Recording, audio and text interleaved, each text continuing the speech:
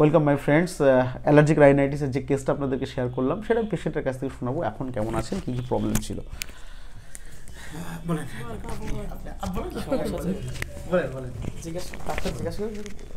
আগে কি সমস্যা ছিল, এখন কি সমস্যা আছে বলছি বাবা।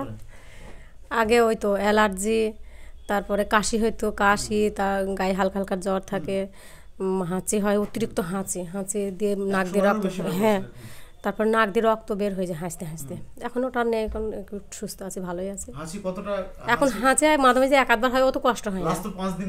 হ্যাঁ, 5 দিন মেডিসিন খাইনি, না কোনো ওষুধই খাইনি। তাও ভালো আছে এখন আলহামদুলিল্লাহ।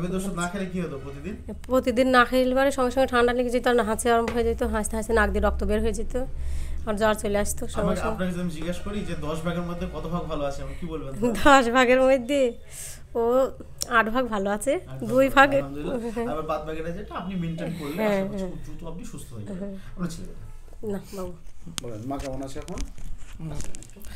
মা এখন ভালোই আছে, মোটামুটি 80% কিওর হয়েছে যা প্রবলেম ছিল।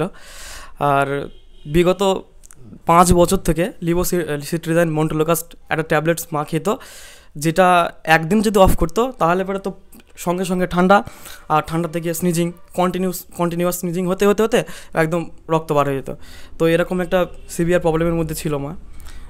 তারপরে আপনার কাছে আমি ফেসবুক লাইভ থেকে আপনাকে দেখি, সেখান থেকে কনসাল্ট করে আপনার কাছে আসি, আর আলহামদুলিল্লাহ মা এখন অনেকটা কিওর আছে, 80% কিওর হয়েছে আস্তে আস্তে। প্রতিটা সমস্যায় হ্যাঁ, যে সমস্যাগুলো সব আপনার সাথে সব কিছু আমরা ক্লিয়ার বলেছি, আপনি সব কিছু শুনেছেন, আর যেগুলো যে প্রবলেমগুলো আমরাও জানতাম না সেগুলোও আপনি নিজে থেকেই বলেছেন, আর সেগুলো সেই সিমটমসের মধ্যে ছিল। হ্যাঁ, আমরা হয়তো 70% জানতাম, আর 30% যেগুলো আপনি বলেছেন সেগুলো আরও বেশি, সেগুলো আরও মানে হেভি। হ্যাঁ, সেগুলো থেকেই মানে এখন আলহামদুলিল্লাহ মা অনেকটা সুস্থ আছে। হ্যাঁ, আর মোটামুটি কয়েকটা প্রবলেম আপনার যে ঠান্ডা খুব ঘন ঘন লাগছিল সেটা এখন মোটামুটি সেরকম ভাবে ঠান্ডা লাগছে না। আর প্রস্রাবের যে সমস্যাটা যেটা বলেছেন না, ওটাও এখন তার কই হয়েছে না, ঠিক আছে। হ্যাঁ, এখন ঠিক আছে, সেগুলো সব ঠিকঠাক আছে, প্রস্রাবের যন্ত্রণা হয় না, এ কদিন হয়নি। পা জ্বলতো, হাত জ্বলতো, ওগুলো আর কই হাত পা জ্বলছে না, না, কিন্তু ওই মানে ওই জ্বরটা থাকলে পর খুব চোখ জ্বলছে। যেহেতু আপনার টাইফয়েড আছে, ওটা তো রিপোর্ট করলাম যে সদ্য পেয়েছে, ওগুলো ওষুধ দিয়ে দিলে আশা করছি ওটা ঠিক হয়ে যাবে। হালকা যে শ্বাসকষ্ট যেটা মনে হতো, যেটা টান ভাব একটু, ওটা আর হয়নি। মাথার যন্ত্রণাটা রোদে গেলে যে মাথার যন্ত্রণা, ওটা কই আর হয়নি, মাথার যন্ত্রণা কদিন না, কদিন হয়নি। হাতের তলা পায়ের তলা জ্বালা করা না, এখন আর হয়নি। দুর্বল ভাবটা আছে, মানে বেড়াইতে গিয়ে একটু অসুবিধা হয়েছে। কাশি না, কাশিও নেই, কাশি ঠিক না। জ্বরের জন্য ঠিক আছে। তাহলে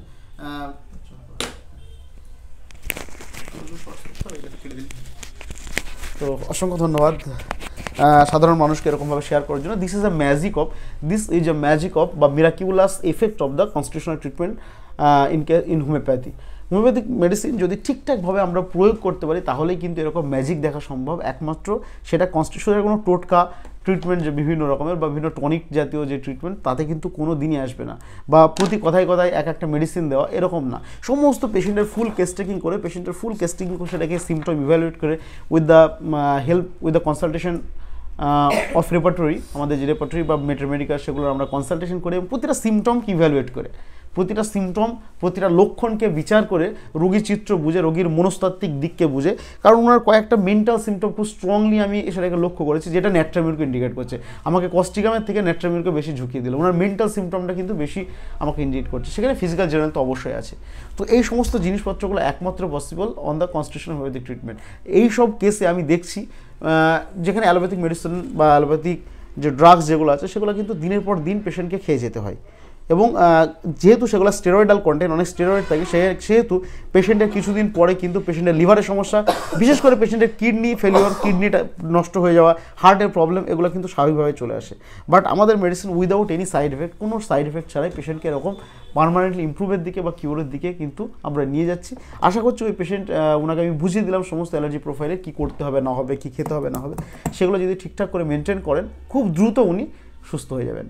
তো আপনারা যারা সাধারণ মানুষকে শেয়ার করলেন তার জন্য আপনাদেরকে অসংখ্য ধন্যবাদ। Thank you.